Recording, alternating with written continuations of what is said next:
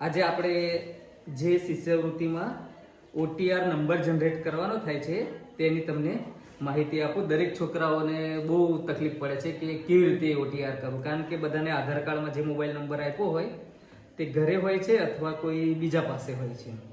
તો સ્કૂલે અમુક જણને તો આપતા નહીં, એટલે જેટલાનું સ્કૂલે લાયા છે ફોન એમનું તો OTR જનરેટ થઈ ગયું છે, પણ જેમને નહીં થયું એમને તમને આ વિડીયોમાં બતાવું છું કે કઈ રીતે OTR નંબર કરવાનું. તો આપણે પહેલાં આ OTR ખાલી એન્ડ્રોઈડમાં જ એની એપ્લિકેશન છે, આઈફોનમાં કે લેપટોપમાં એમાં થતી નહીં. એટલે આપણે એન્ડ્રોઈડ ફોન હોય તો એન્ડ્રોઈડમાં આપણે પ્લે સ્ટોરમાં જવાનું.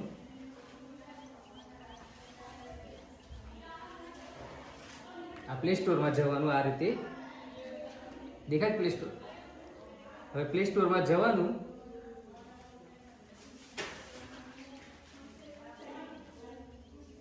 અને પ્લે સ્ટોરમાં આપણાને એક NSP OTR ની એક એપ્લિકેશન છે તે તમને બતાવું.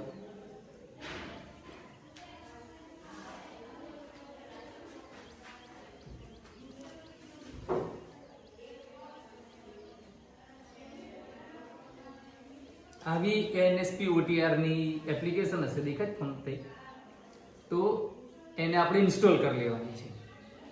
આ રીતે ઇન્સ્ટોલ થઈ જશે.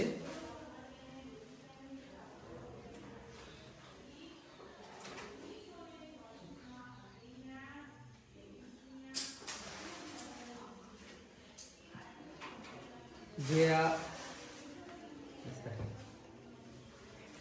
NSP OTR થઈ જાય એટલે પછી આપણે એને ઓપન કરવાની છે. આ રીતે એમાં રજિસ્ટર લખેલું છે બીજા નંબર પર, તો એ રજિસ્ટર પર આપણે ક્લિક કરશું. આ આવી ગયું. એ પ્રમાણે આપણે સ્ક્રોલ ડાઉન નીચે કરવાનું, પછી બે છે એમાં ટિક કરવાનું, પછી નેક્સ્ટ લખેલું છે નેક્સ્ટ પર જવાનું. નેક્સ્ટમાં જશો એટલે આ પ્રકારનું એક તમને બતાવશે. એમાં મોબાઈલ નંબર એડ કરવાનો, અને મોબાઈલ નંબર કયો એડ કરવાનો? જે આધાર કાર્ડમાં હોય તે. તમારે આ જ છે 666 છેલ્લે વાળો, તો 90 100.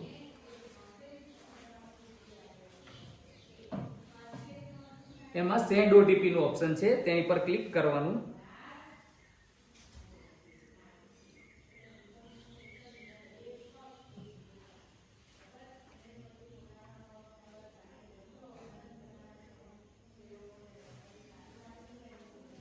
એટલે એક OTP તમારા ફોનમાં આવશે.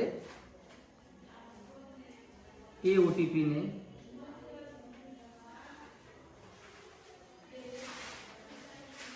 આ પ્રમાણેનો એક OTP આવશે. આ OTP તમારે અહીંયા એન્ટર OTP લખ્યું છે એની અંદર એન્ટર કરવાનો, જે 6 આંકડાનો હોય છે. પછી નીચે ઇમેજ આપેલી હોય છે, આ QR કોડ જેવી ઇમેજ હોય તે ઇમેજ લખવાની છે અંદર.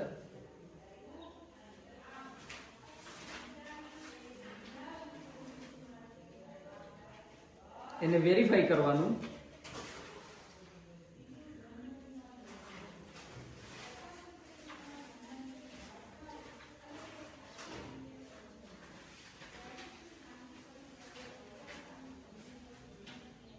વેરીફાઈ કરશે એટલે આવું ઇન્ટરફેસ આવશે આ પ્રમાણેનું.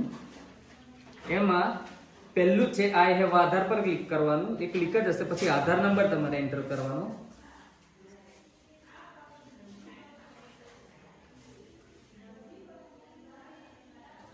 અને પછી નીચે નેક્સ્ટ લખેલું છે, નેક્સ્ટ પર ક્લિક કરવાનું. એટલે આવું આવશે. એની પર ફરીથી આઈ એગ્રી કરવાનું. એટલે આઈ એગ્રી કરશો એટલે આ પ્રમાણેની એક ઇન્ટરફેસ બનશે. પછી એમાં આ પ્રમાણે તમારે આવશે. એમાં જે તે વિદ્યાર્થી હોય એનું ચહેરો સ્કેન કરવાનો. નજીક એમાં ગ્રીન થાય તે વખતે તમારે આંખો ચાલુ બંધ કરવાની. કર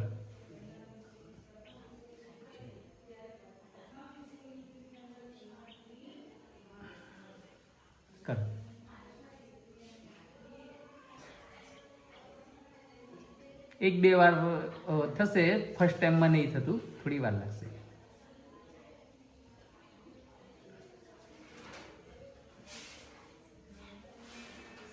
કર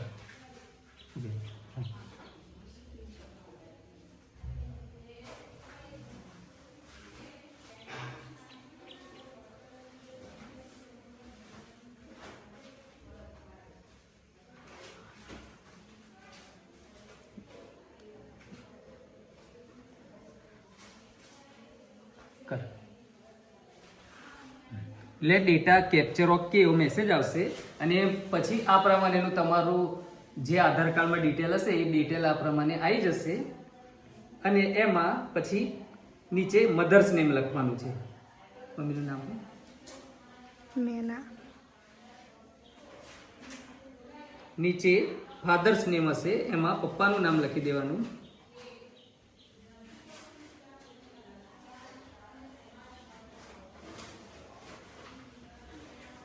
પછી નેક્સ્ટ આપવાનું.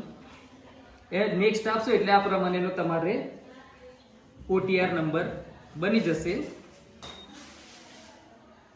એ નંબર બની જાય એટલે એક તમારે ચોપડામાં લખી દેવાનું કે પછી ફોનમાં જે તે માણસના ફોનમાં નંબર આવી જશે. પછી નીચે લોગિન લખ્યું છે, લોગિનમાં જવાનું.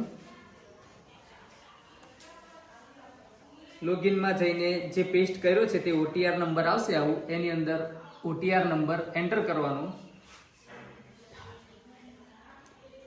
અને એમાં પાસવર્ડ જે તે એની ફોન હશે એમાં પાસવર્ડ એક આવ્યો હશે એ પાસવર્ડ આપણે અંદર એન્ટર કરવાનું અને પછી નવેસરથી આપણો નવો પાસવર્ડ બનાવવાનો હશે.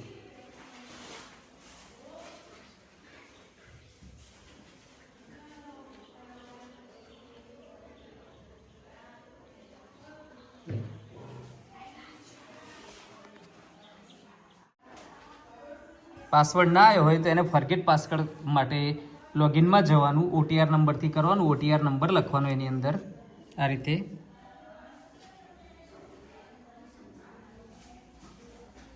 સેન્ડ OTP કરવાનું એટલે નવેસરથી એક OTP આવશે, એ OTP તમારે એન્ટર કરવાનો.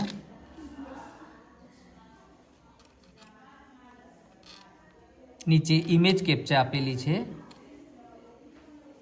એમાં આ કેપ્ચા આપેલું હોય છે એ કેપ્ચા તમારે નાખવાનું.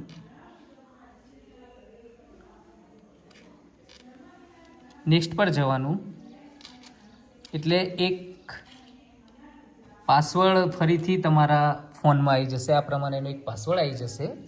એ પાસવર્ડ નવેસરથી આમાં એન્ટર કરવાનું. જે થોડો પાસવર્ડ લખવાનું, પછી એને લોગિનમાં જવાનું.